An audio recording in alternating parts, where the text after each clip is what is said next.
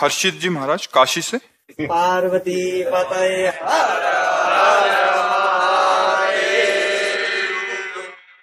महाराज जी, समाधि बोध क्या है? समाधि कैसे प्रवेश लें? देखो, जब तक तीनों शरीरों का राग है तब तक समाधि बहुत मुश्किल है। धीमाने बुद्धि हमारी जब समता को प्राप्त हो जाए, समस्त द्वंद्वों पर विजय प्राप्त हो जाए और तीनों शरीरों का राग शून्य हो जाता है, चिंतन रहित स्थिति का नाम समाधि है। जो संकल्प युक्त समाधि होती है वो संप्रज्ञात समाधि कहते हैं। संप्रज्ञात जो संकल्प में होता है वो खास महत्वपूर्ण महान ऋषियों ने नहीं मानी। असंप्रज्ञात विचक्षणा समाधि, जिसमें किंचन मात्र का किसी भी तरह का कोई संकल्प विकल्प नहीं, संकल्प लेकर के जो समाधि होती है वो भंग भी होती है, फिर वो बहिर्मुख भी होता है। तो उसका जो उठते बैठते चलते फिरते शरीर की क्रियाओं से रहित अपने आप में स्थित है, उसे असंप्रज्ञात समाधि कहते हैं। समाधि की प्राप्ति के लिए पहले शरीर को वश में करना सीखें। पद्मासन, सिद्धासन, ये दो आसन प्रधान आसन है। सिद्धासन कभी लगाया है? जी। कितने मिनट? जी लगभग 10 मिनट। 10 मिनट नहीं, ये तो घंटों में आना चाहिए। ऊर्ध्वरेता ब्रह्मचारी ही समाधि को प्राप्त होता है। समाधि की स्थिति तक जाने के लिए पहले शरीर को जब 3 घंटा किसी एक आसन पर, पद्मासन या सिद्धासन पर हम विराजमान हो गए, शांत, अब हिलेगा नहीं शरीर, मुर्दे की भांति।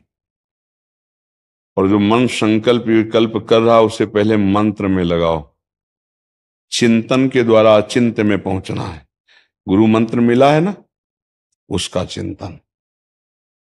पहले उस चिंतन 3 घंटे शरीर को बिना हिले डुले किसी तरह, जो पीड़ा हो रही हो मैं शरीर नहीं हूं, समझ रहे? अभी 3 घंटे कभी बैठे नहीं, इसलिए उसको देख, भयंकर पीड़ा होती 45 मिनट के बाद। 6-6 घंटे आसनों पर बैठने का अभ्यास, तब वो आगे 2 घड़ी 48 मिनट तो बिना किसी हिले डुले साधक को बैठना ही चाहिए। जब बैठेंगे तो आपकी नस नाड़ियां एकदम गर्म हो जाएंगी।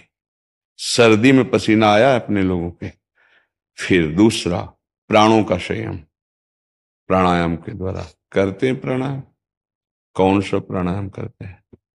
अनुलोम विलोम एवं सांस को लेते हैं। और ये तो बहुत साधारण है। समाधि के लिए चाहिए रेचक, कुंभक, पूरक। पूरक कुंभक रेचक, रेचक कुंभक पूरक। दाहिने स्वर से मंत्र का चिंतन करते हुए खींचा, बंद कर लिया, कुंभक। अब जितने में खींचा उससे डबल, कम से कम, नहीं तो 3 गुना हो जाए, बंद कर लिया।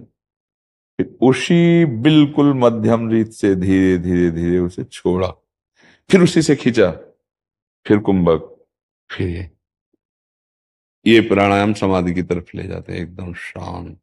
एक प्राणायाम होता है बिना पकड़े,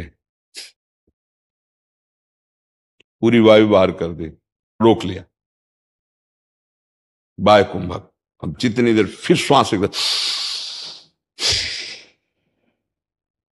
फिर शांत, आंतरिक कुंभक, वायु भर ली। अब इसे 1 मिनट, 1.5 मिनट, आधा मिनट, जितनी क्षमता है मंत्र का चिंतन करते हुए रोके, फिर छोड़ दिया। आंतरिक कुंभक, बाह्य कुंभक, रेचक, पूरक, कुंभक, पूरक, कुंभक, रेचक। इस गति से हम प्राणायाम की साधना करके प्राणों का संयमन करते हैं। मन का संकल्प रहित करना, बार बार मिथ्यात्व भाव लाना जहां जहां हमारा मन जाए, ये बहुत आवश्यक है समाधि के लिए। चित्त वृत्ति का निरोध करके परमात्मा स्वरूप में लगाना, चित्त वृत्ति को रोक कर भगवान में लगाना, आत्म स्वरूप की तरफ गति करना। तो पहले हम इस पर संयम लावें, आसन ठीक करें, प्राणायाम से समझो, और ब्रह्मचर्य का ध्यान रखें। आहार अल्पाहार, सात्विक आहार, कुसंग का किसी भी तरह से कोई भी, चाहे वृत्ति हो या व्यक्ति हो, उसका सानिध्य नहीं। निरंतर भगवदाकार वृत्ति के लिए हम तड़पे तो गुरु भगवान की कृपा से समाधि की तरफ हमारी गति है। बैठे बैठे भाव दशा आ जाती समाधि की, शरीर की शुद्धि नहीं, आंख खुली है, जिंदा मृत तुल्य। समाधि का मतलब समझते हो? जिंदा मृत तुल्य, जैसे मृत में कोई भी हलचल क्रिया, ऐसी समाधि अवस्था। आंख खुली तो खुली है, वो अपने परमात्मा स्वरूप में स्थित है। बाय कोई देह दशा विस्मृत समाधि। तो पहले खूब नाम जप करे, मंत्र जप करे, पवित्र साधन करे, तब वहां स्थिति पहुंचते है नहीं।